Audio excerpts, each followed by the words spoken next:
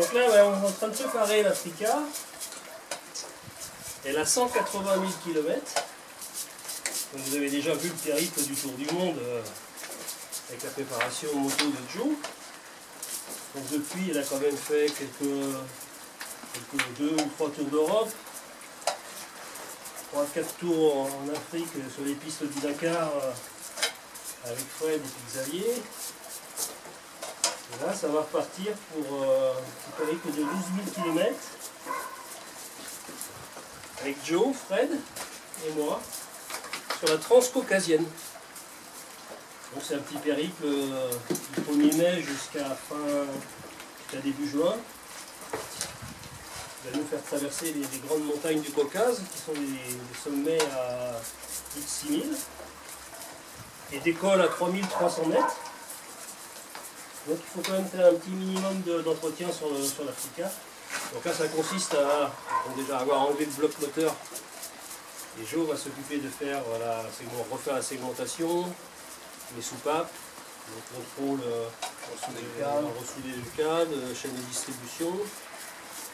Et puis donc au fur et à mesure du démontage, contrôle des petites pièces.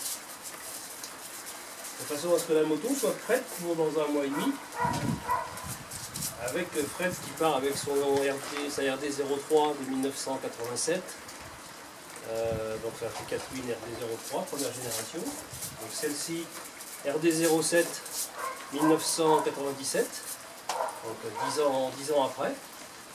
Et Joe qui vient de faire acquisition de la modèle 2017, donc une Africa Twin. Donc ça va faire 30 ans d'Africa Twin au départ, où on va se faire un joli périple tous les 3.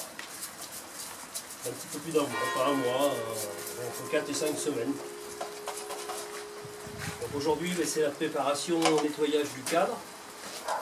Soudure là, sur une petite fissure, enfin une grosse fissure qu'on a décelée. Après, ça va être remontage petit à petit pour faire des tests de la moto. Un petit contrôle vers le 17 avril, on a une petite balade prévue avec les amis. On va voir si tout va bien. Donc il nous restera 15 jours pour affiner éventuellement une petite peinture sur les plastiques. Et puis, mais bon, elle est dans la configuration du départ tour du monde, donc avec les sacoches, le gros réservoir de 43 litres, les cale-pieds élargis, le compresseur d'air intégré, les rayons donc attachés. On va mettre des pneus mix Michelin Anaki. Voilà, ça va être un petit peu en pièces détachées. Voilà, on va envoyer un régulateur de tension, boîtier CDI d'avance, maillon chaîne rapide. Et sinon, au niveau entretien, à part un kitchen, des pneus, des plaquettes de frein, soupape et puis segmentation, c'est Africa qui a quand même 180 000 km. Donc je dis aujourd'hui, on a quand même chapeau. Après la préparation qui a été faite pour le Tour du Monde, là Joe a fait ça aux petits oignons et encore aujourd'hui, donc on s'aperçoit que ce qui avait été préparé, ça a été fait dans les règles de l'art. Et ça paye parce que au démontage, il n'y a pas trop de surprises. Bon, elle est sale, mais bon, après, tous les périples dans le désert, quand je vois, donc, que ce soit en solo, donc sur les pistes du plateau du Rekam, à redescendre sur Namik, Fumsgit, jusqu'à Tantan, quelquefois, donc avec des pistes cassantes.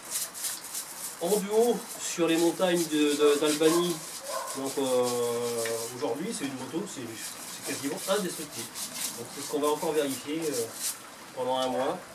On va mener ça à fond. Allez, un petit coup de Karcher, on verra la suite plus tard.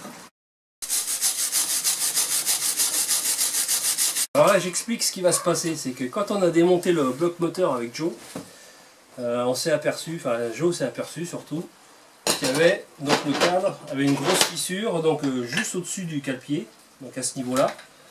Donc là, avec le poste de soudure semi-automatique, Joe va nous refaire donc une belle petite soudure pour partir au moins avec toute la sécurité possible. Donc Joe en action.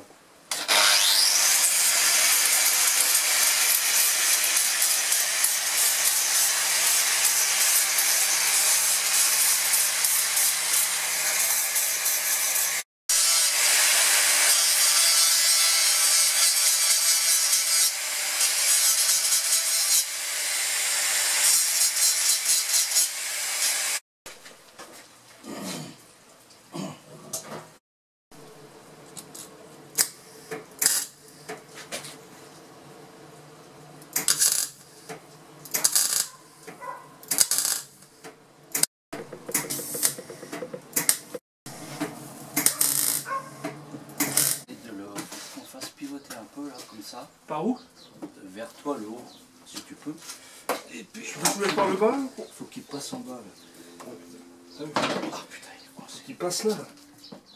Ah putain! Encore? Tu pètes hein. Vas-y. Un peu plus. Ouais, ça va aller, t'inquiète.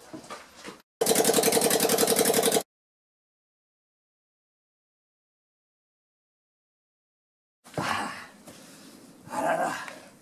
Là c'est près de la bricole. Bon là on est à J-8.